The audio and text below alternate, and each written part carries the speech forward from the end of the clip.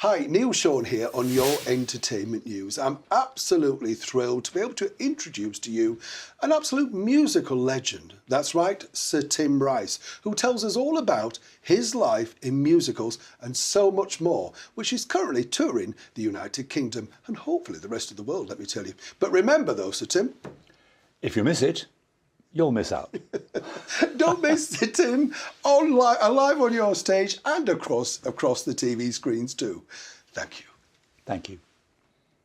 When you were working with Benny and Bjorn, because you've had all of these hits and they've had all of these hits, was that an easier thing or does that become more difficult when you both had mega success? Do you know what I mean? Well, I think ABBA at that point, Bjorn and Benny wanted to do something different. Yeah.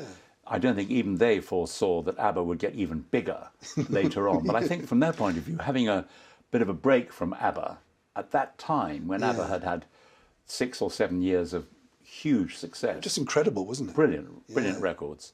I think they were slightly putting ABBA to bed for a bit, and they probably thought, if they're honest, and they are, they probably thought, well, maybe ABBA, that's about it. You know, obviously. I think we did, though, if I'm honest. No, we did. I mean, obviously the songs will live on. Yeah. But, you know, Dancing Queen would have been a continued staple of radio and television, even if they'd never had Mamma Mia and all that.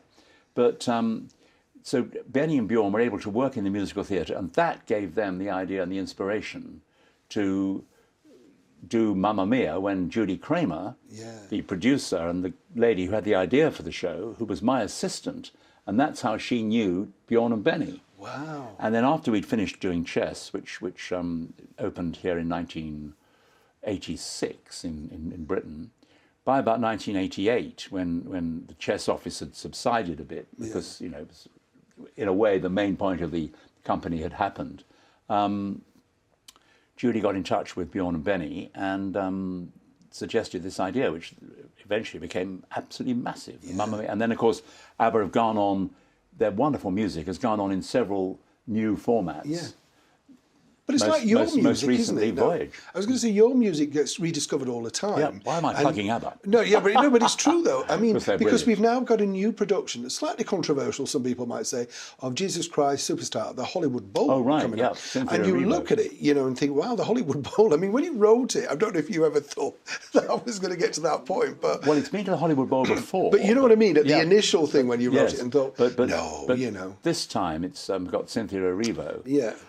Who is a lady playing Jesus, and it's actually been played by women before. There've been all women records of it. There've been, I mean, the first time I saw Superstar with an all-female cast was at my daughter's school when they did a wonderful version. And I think if basically it's an opera, it's a musical. It's not realistic in that sense.